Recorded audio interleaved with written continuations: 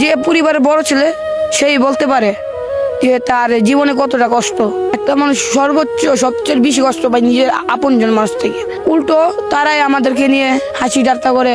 এই যে বলবো ওই বাড়ির ছেলে মাসে 5 লাখ টাকা কামাই, মাসে 50,000 কামাই, হয়তো বা 10,000 কামাই, বলবে তুই কি করছস। কিন্তু যে পরিবারের বড় ছেলে সেই বলতে পারে যে তার জীবনে কতটা কষ্ট। আমি চাকরিতে ফিরলাম, আমাকে একটু সমস্যা হয়েছিল, ওরা আমি বললাম, আমাকে বলে করতে পারে জায়গা। কাজ থেকে যাওয়ার পরে বাবা মায়ের কাছে কি আশা করছো? আশা করছিলাম ভাই গোসল টোসল দিমু দিয়া খামু।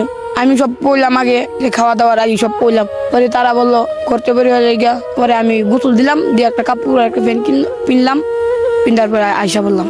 তখন তোমার ভাত খাইতে বলে নাই? কিছু বলে নাই। যেদিন টাকা কামাতে পারবো ফ্যামিলির মানুষকে দেখাবো, আর আশেপাশের মানুষকে বুঝাবো যে সময়ে ফ্যামিলি ছাড়া অনেক কিছু হই। আমি পুরো পৃথিবীকে নিজেকে দেখাতে চাই যে আমার মতন 500 টাকা দিয়েও কোটি টাকা কামাতে পারে। মানে তুমি ছোট থেকে অনেক বড় হতে চাও? জি ভাই। আচ্ছা, যখন বাড়ি থেকে রাস্তায় চলে আসলা, রাস্তায় আসার পরে রাস্তায় থাকতে কেমন কষ্ট হয়েছে তোমার? কত মানুষ বলে টুকাই, প্ল্যাটফর্মে ঘুমাইলাম, সকাল 5টা বাজে বাড়ি দেওয়া উঠাই দিল। ওই দিন করে ভাই আমার এনে পানি ব্যস্ত গিয়ে একটা পুলিশে ভাই চুলো ধরে ভাই টান্ডা ফালাইছে। ওইখানে চুলো টান্ডা ফালছে, স্যার আমি যাইতাছি।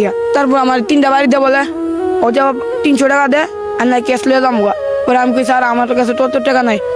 50 টাকা দেয় তুই ব্যাস।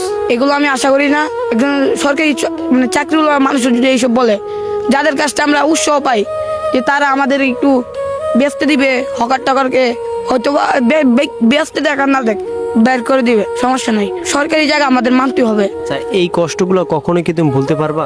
ভাই মরার আগ পর্যন্ত এটা আমার মাইন্ডে থাকবে।